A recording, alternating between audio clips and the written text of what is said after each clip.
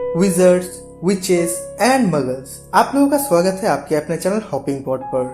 आज मैं आप लोगों के लिए लाया हूँ वोल्डेमॉर्ट का फैमिली हिस्ट्री।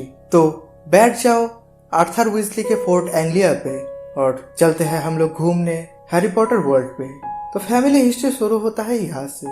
हाउस ऑफ गॉन्ट जो कि एक प्योर ब्लड फैमिली था, वो लोग प्योर बने रहने के लिए और स्लिदरिन का वंशज होने के लिए अपने ही कजिन्स में ही शादी कर लेते थे और साथ ही पासल टंग होने के लिए भी। वो लोग ब्रिटेन आयरलैंड में रहते थे, लेकिन वो लोग एक्चुअली कहाँ से आए थे इस बारे में कोई जानकारी नहीं है।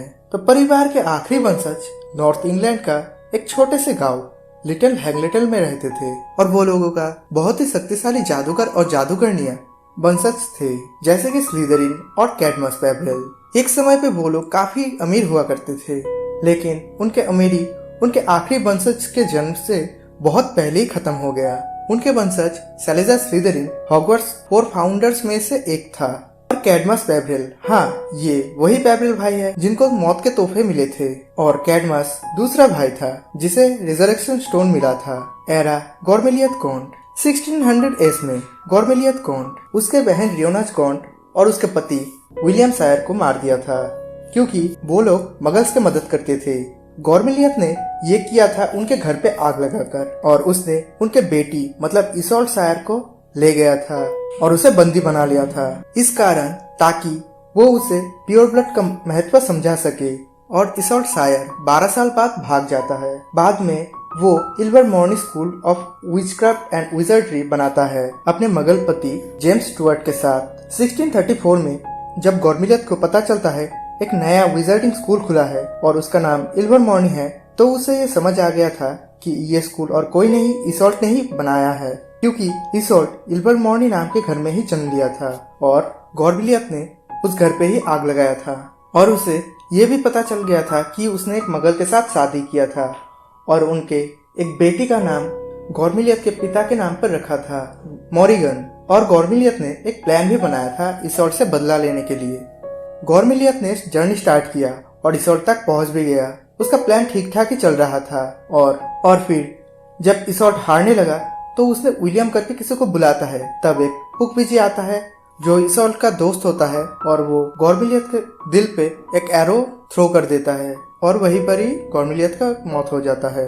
एरा चेम्बर ऑफ सीक्रेट 1700 एस। गॉन्ट्स को सलेजा स्लिदरिन का वंशज होने के कारण चेम्बर ऑफ सीक्रेट के बारे में वो लोग जानते थे। कॉर्विनस गॉन्ट उसने ही हॉगवर्ट्स पे प्लम्बिंग सिस्टम इंस्टॉल करवाया था। हाँ, ये वही प्लम्बिंग सिस्टम है जिसमें से बेसिलिक्स आया जाया करता था।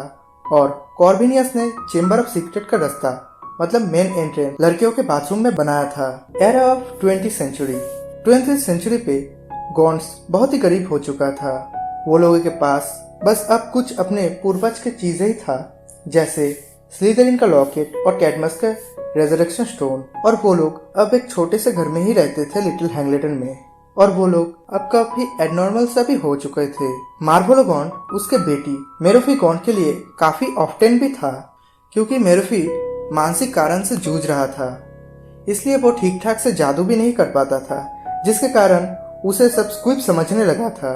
और मेरोफी का भाई मॉर्फिन अपने लैंग्वेज से ज्यादा पार्सल टांग में बात करता था और साथ ही मगल्स को डराता भी था। इसके चलते उसे एस्कबान भेज दिया गया। Era birth of Voldemort. Merope Tom Riddle को पसंद करता था। टॉम रिडल वो काफी हैंडसम और बहुत ही अमीर था।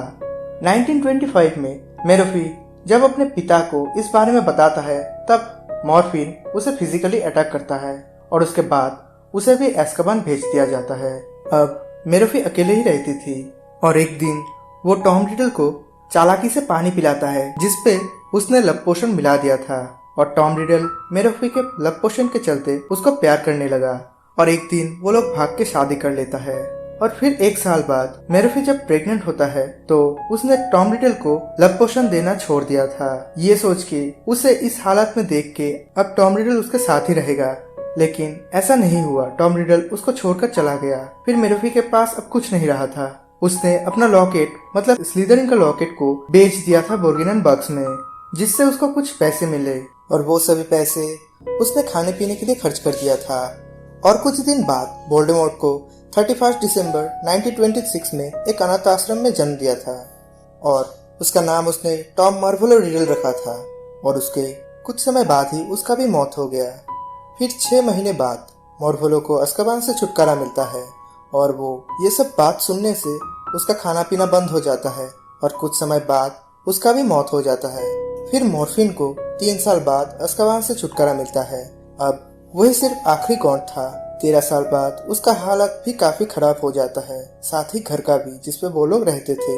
उसे फिर से लाइफ टाइम के लिए अज़्काबान में भेज दिया गया था वोल्डेमॉर्ट के कारण, क्योंकि वोल्डेमॉर्ट ने अपने मगल पिता टॉम रिडल और उसके परिवार को मार दिया था और मॉर्फिन को ऑब्लिविएट कर दिया था। Era Voldemort's death. इस बारे में तो हम लोग जानते ही है कि 1 साल का हैरी को वो जब मारने जाता है तब उसका शरीर नष्ट हो जाता है। फिर वो इधर उधर भटकता है और यूनिकॉर्न का खून पीकर जिंदा रहता है। और फिर हैरी जब फर्स्ट ईयर में होता है हॉगवर्ट्स में, तब वोल्डेमॉर्ट क्विरिल के बॉडी के साथ अटैच्ड हो गया था, लेकिन हैरी का लव प्रोटेक्शन के कारण फिर से वो हार जाता है।